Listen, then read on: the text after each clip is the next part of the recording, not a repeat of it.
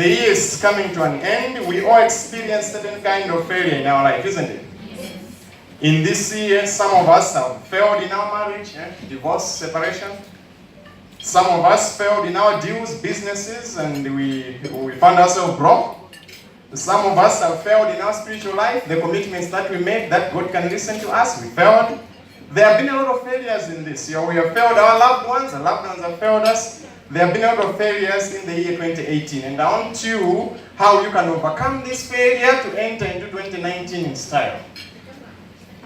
Before Jesus was arrested, we'll be reflecting on chapter 26 of Matthew. Okay? Matthew chapter 26. Today is a generation of verses. I love the Bible, and I thought my talk has to be based on the Bible. Before Jesus was arrested, two of his disciples we know failed very greatly. Who are those two? Judas, among the apostles, isn't it? Yes. Judas had the failure of what? Betrayal. Are there some people who are betraying others? Yes, you are here. Yeah. And then there is another failure of another person who failed, and that is who? Peter. How did Peter fail? He denied Jesus. So you see, there are two things. You are betraying Jesus, and at the same time you also what? You are denying Jesus. What is important to remember between these two people is that they both sinned. They both rejected Jesus, but the difference with Peter and Judas is that Peter accepted God's what? Mercy. By restarting again. And that's the aim of this topic. That you are able to restart your life, forgetting whatever has happened in the past. And Judas denied God's mercy. What did he do? He went to commit what? Suicide. Is anyone planning suicide this year? Now, let's look at what is it? Let's look at three things. Even when I was preaching in Upper Hill, I always teach three things. Father CK teaches 5. Father Kura usually does 10. Me, I do only 3. Okay, because it's easier to remember. Now, let's look at what causes personal failure in your life. As a CWA member, what are some of the things that are causing failure in your life? And as I speak, I want us to go to Jerusalem to enter into the life of Peter so that we can move together to know what is really causing failure in our life. Number 1. The greatest cause of our failure is we overestimate our strength. God is good? Are we communicating? Yes. Yes. The reason why most of us fail in life is because we overestimate our what? Our strength. Let's look at Matthew chapter 26, verse 33. Peter replied, he says, even if all fall away on account of you, I never will. Do you hear those words? No matter what happens, I'm going to stay with you. I'm going to be your wife until death do us what? But are they still there? Yeah, they left you. Yeah. They overestimated their strength. So, even if all fall away on account of you, I never will. And truly, I tell you, Jesus answered, this very night, the one you're after eating, before the cock crows, you disown me how many times? 3 times. But Peter, he continues, overestimating his strength. Even if I have to die with you, I'll never disown you. How many of us have told our friends those words? You are the best for me, I'll never let you down. And all the other disciples, because they had to imitate Peter, they also said the what? The same. That's according to verse 35. When you think you are very strong, when you think you are very powerful financially, spiritually, a cheerleader of CWS or Mary Mugo, when you think that you are very strong and powerful, you are setting a trap for failure. Every time there is something great in your life, a promotion at work, a beautiful marriage, an anniversary, it's when actually we are putting ourselves open to failure. It is after a great achievement that most people fall. When was Peter talking about this? Peter was talking about this after the supper. He had eaten the bread, he had drank the wine, and he says, I'll never what? Betray you. Many people fall in life because of a celebration. After this nice celebration, the devil is at the door there waiting for you. And you can fall very badly. It is after a great achievement that most people want. Most people will fail. And notice what Peter says. He says, I'll never deny you. A lot of marriages, a lot of businesses, a lot of battles in the world have fallen because of overestimating our strength.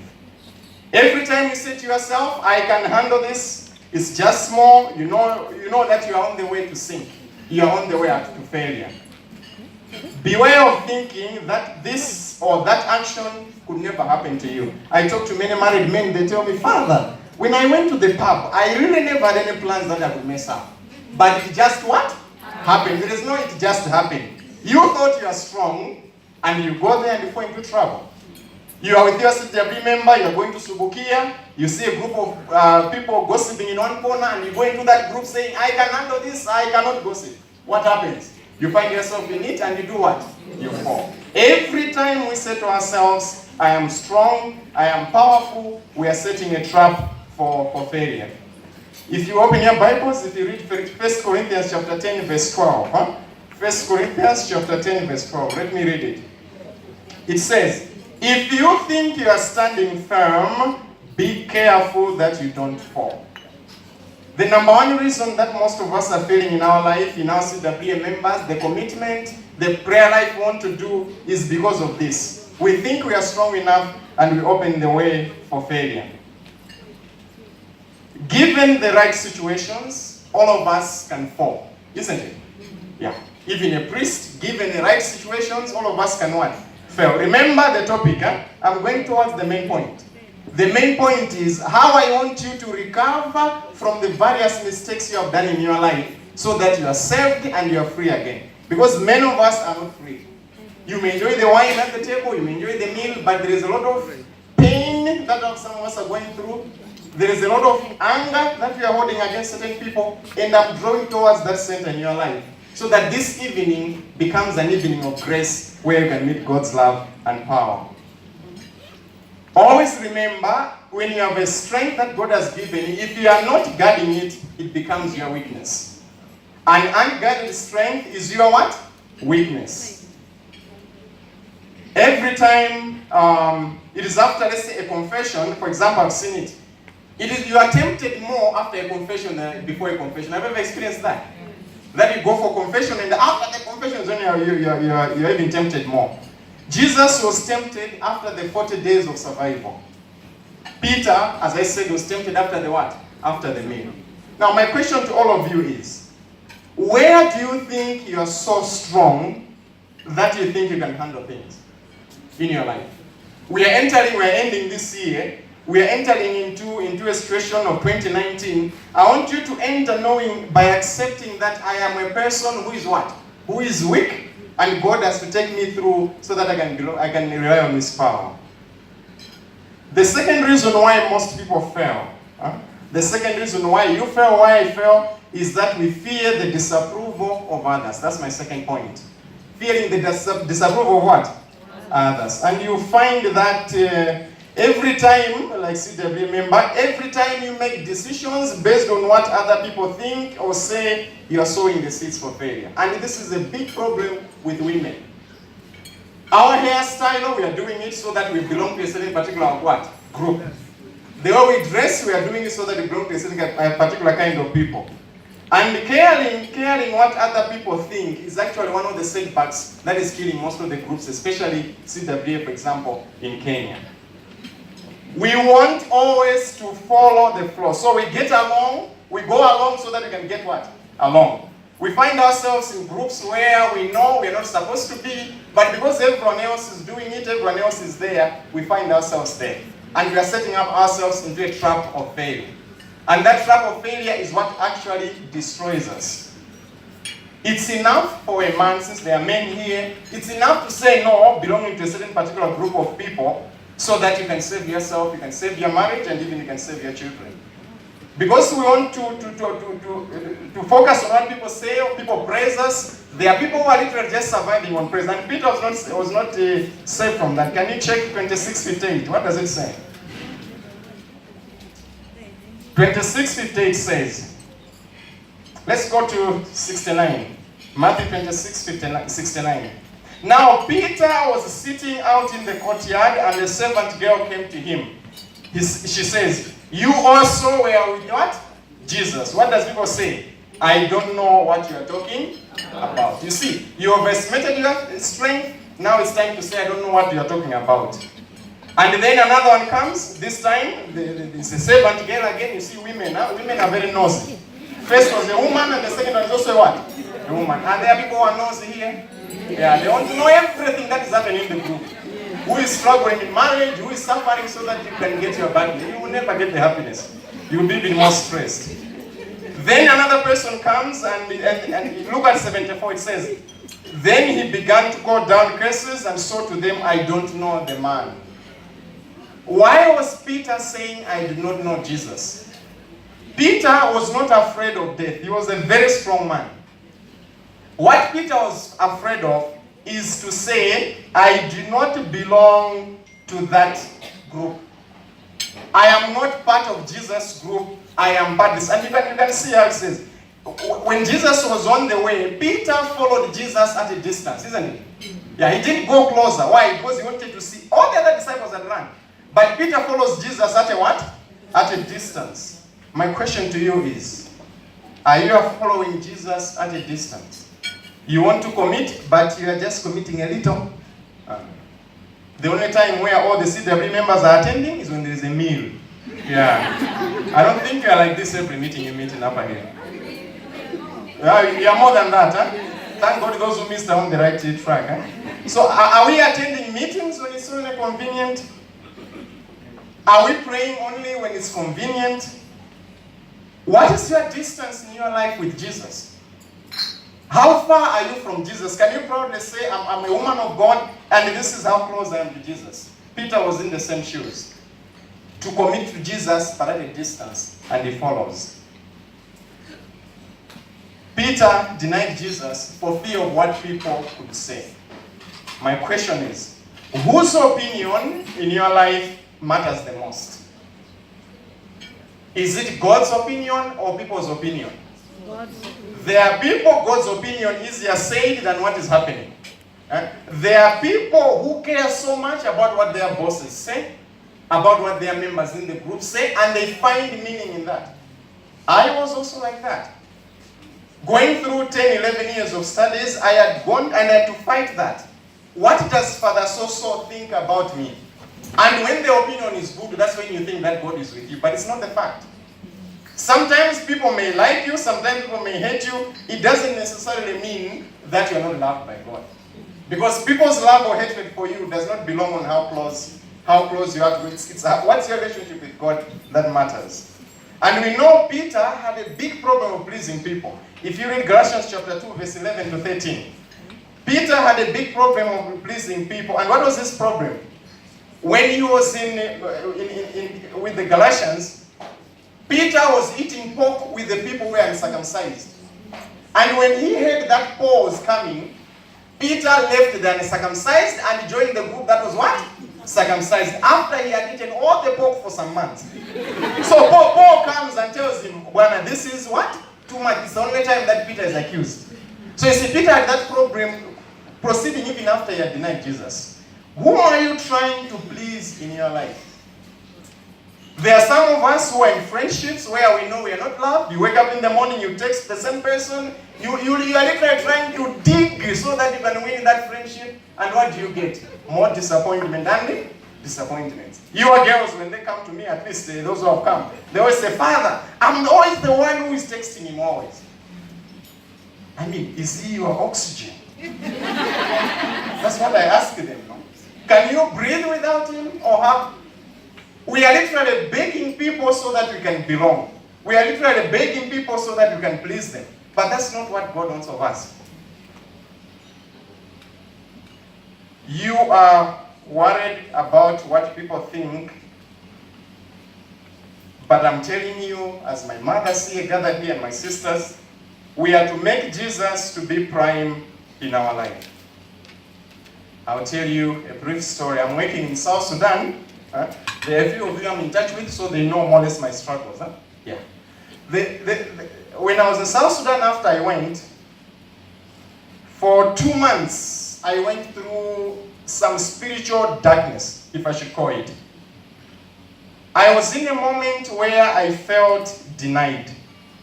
A moment where I felt I was alone. A moment when I felt no one cares for me because of the situation that I found it.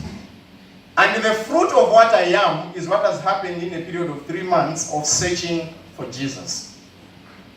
I have learned this the hard way, and it's a very, very hard way, that human beings are important, but they are not necessary in my life or your life. I have learned the hard way that human beings can never be permanent. And once you are at peace with that, you have found your freedom in Jesus.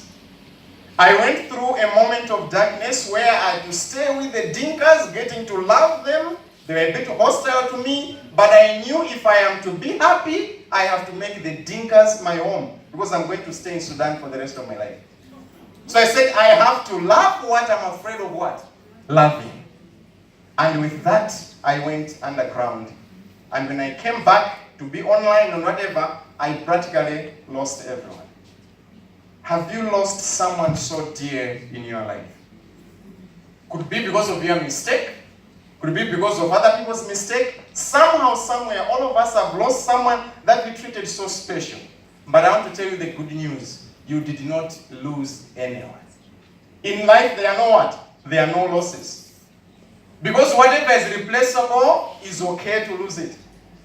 And Peter, fearing the disapproval of others, you have to learn actually that if you are truly want to be happy, the only person you need to please fully, and that is my conviction, is Jesus Christ. Is our Mother Mary. If you want to achieve what is impossible in your life, you have to do and be friends with things that are invisible.